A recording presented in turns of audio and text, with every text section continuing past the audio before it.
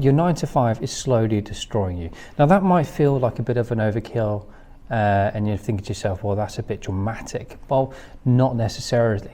In fact, there's plenty of news studies and everything else around mental well-being in the workplace.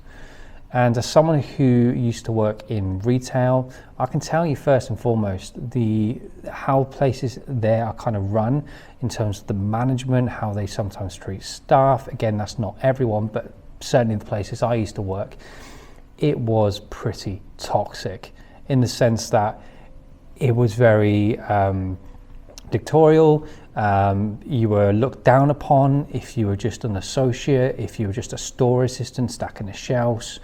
And it wasn't just purely the colleagues who are at a higher level than yourself, but more to the point, it was also the people that you were serving, such as your customers. For whatever reason, as soon as you put on your uniform, at least in my case, it felt like people could just say anything and everything. You just don't become a person, you just become someone who is on the other end of them exchanging something for cash at the end of the day, which can make you feel a little bit dehumanized because we're always told the customer is always right. Yes, until they are wrong. But again, this mantra has to be included, policy and everything else. You need to treat customers the way that you'd want them to be treated. But it seems to give them privilege to treat them however the fuck they want to treat you, which for me at the time is just why I absolutely loathed working for, retail or things like that where customers could just pretty much say anything. Also, I had the unfortunate hand of just management as well. Like I said earlier in the video, management who just seemed above you. You kind of dehumanize you. They treat you a little bit differently. They say certain remarks behind your back, gossip in work. And you're left to work and you leave work feeling to yourself, what on earth just happened? You just get home, you kind of just want to bury yourself in some ice cream, collapse on the couch and just escape from the 8 or 9 hours that you've just done in an office because you think it's something that, obviously it pays the bills and that's all you can do. But it's not. If you've got to think about it, if it's having some sort of taxing issue on your mental well-being, and I mean, when you get home, you start thinking to yourself, maybe like, I'm a loser, I can't keep up with this. Maybe this isn't for me. How long can I continue like this? How long can I carry on? Can I see myself doing this for the next 10, 15, 20 years plus?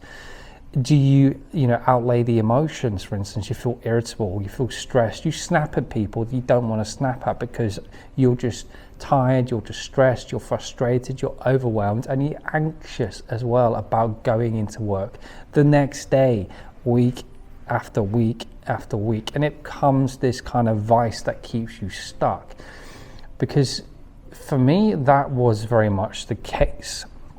I'd get home after work and I would just want to collapse on the couch and just escape all noise whatsoever.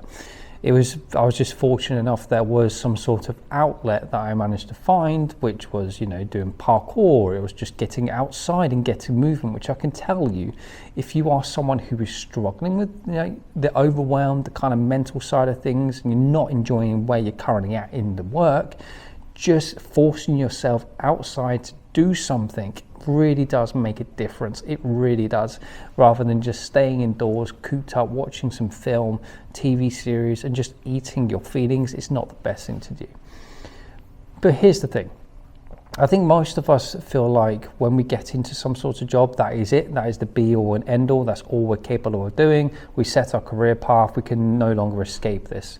And it is complete BS at the end of the day, because ultimately this is what we fear, or what we're told to do, right? You go to school, you get some good grades, you get some GCSEs under your belt after going to college, and then maybe the option comes to uni. And you either go into a job because you've been pushed into it, your family want you to do something, and it's less of what you want to do, it's just an available option that looks good, the money looks good, so you go and follow that path.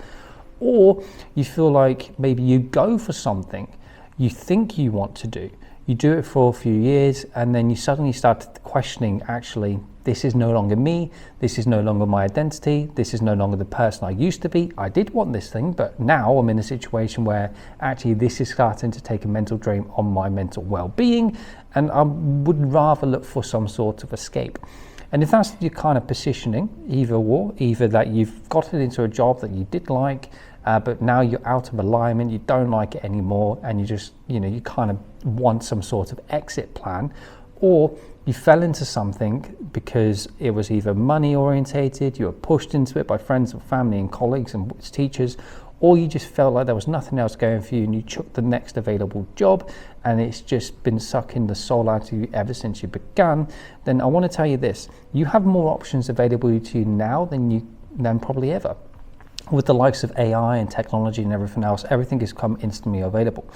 You've got social media, you've got podcasting, you've got YouTube, you've got people turning their interest into monetizable skills that pays them money, all of which you can do, okay? And it might sound a little bit, well, okay, that's all well and good, but how on earth do I start like this?